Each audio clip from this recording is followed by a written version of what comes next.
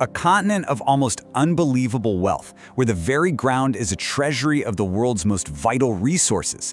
And yet, this observation, it just persists, a haunting echo across decades of so-called independence. Welcome to Insight History HD. Together, we will peel back the layers of narratives long locked away in the archives of history. We begin tonight with a mystery, a gilded paradox, really, that has stumped economists and frankly has sealed the fate of entire nations. The question is this: how can a land so profoundly rich be home to so many of the world's poorest people? Just look at the two sides of the ledger. On one side, you have this staggering inventory of natural wealth, the cobalt that literally powers our digital lives, the diamonds of legend, the oil that keeps global industry humming. But on the other side, there's this persistent, grinding reality of underdevelopment and instability. You see, there's a name for this phenomenon. It's called the resource curse, a grim irony where the sheer abundance of resources seems to poison a nation's prospects for growth.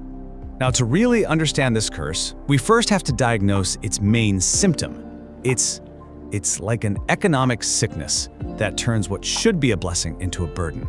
And it all begins not with a lack of something, but with a sudden, overwhelming boom.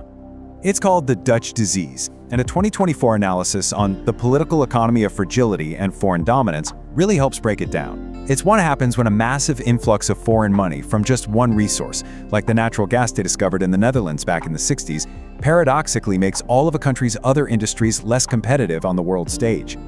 So how does it work? Well, it's like a classic 1-2 punch.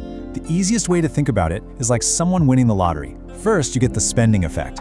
That sudden flood of resource money makes the local currency super strong. Now, that sounds great, right? But it actually makes everything else the country sells, from clothes to food, way more expensive for the rest of the world to buy.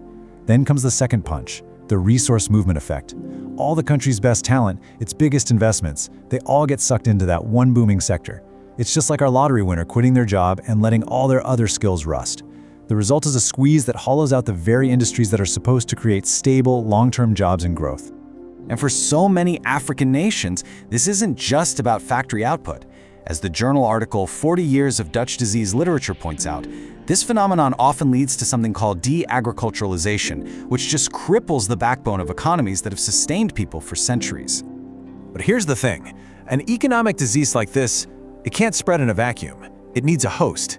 It needs a human agent, a kind of political engine that makes sure the flow of wealth goes not toward building up the nation, but into a system of personal enrichment. A 2025 analysis on the Comprador system in sub-Saharan Africa actually gives this class a name, the Comprador bourgeoisie. Now, these aren't your typical industrialists or innovators. No, they are intermediaries, gatekeepers, whose power comes from their political connections, which lets them broker these massive deals between foreign corporations and their own nation's resources. The way this class operates has its interests completely inverted. They don't get rich from productive activity, but from what's called rent-seeking, basically manipulating the system to skim off commissions and fees. Because their power comes from being the middleman for foreign capital, their fortunes are tied to exporting raw materials, not to developing a strong, self-sufficient national economy. They are the structural barrier to any real progress. And in the 21st century, this entire dynamic, this economic sickness enabled by a political class, is playing out in a brand new geopolitical arena. You could call it a new scramble for Africa's most critical resources. I mean, just consider the Democratic Republic of Congo. It's the source of most of the world's cobalt. And today, a staggering 80% of its total output is controlled by Chinese firms, a dominance built on deals struck directly with the state. One of the landmark cases here is the Sicko-Means Agreement. The deal was supposed to be simple. Chinese firms get access to the DRC's copper and cobalt, and in return, they build billions of dollars worth of desperately needed infrastructure. But, as a 2025 report titled The Sicko-Means Agreement revealed, by the end of 2023, only $822 million of a promised $3 billion for infrastructure had actually been spent. The minerals, however, were being extracted at a very rapid pace.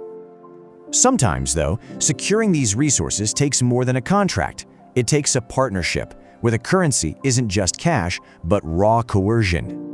And this is where you get the security for resources model. As it's detailed in the political economy of fragility and foreign dominance, private military companies like Russia's Wagner Group provide security and political backup for fragile regimes. And what do they get in return? Their affiliated companies are granted lucrative, privileged access to mines of gold, diamonds, and uranium. It's a truly symbiotic arrangement. The ruling elite gets a shield from both their own people and from international pressure, while foreign powers get a direct pipeline to strategic resources and a solid political foothold on the continent. And this is where the whole mystery of the missing wealth finally finds its answer. This figure is the quiet, absolutely devastating heart of the machine. According to one analysis, 60% of all illicit capital flight from the continent isn't what you think. It's not from stereotypical corruption. It's from a perfectly legal, internal accounting practice used by multinational corporations. So, where does the immense value that's pulled from African soil actually end up? It seems to vanish. Not into briefcases full of cash, but into corporate balance sheets. It is a whole architecture of extraction. One of the main tools is something called transfer mispricing. So imagine a mining company in Africa sells its cobalt to itself, to a sister company in a low-tax country, for just $1. That sister company then turns around and sells that same cobalt on the open market for $100. Poof, the profit is officially made in the tax haven, not in Africa where all the real work was done.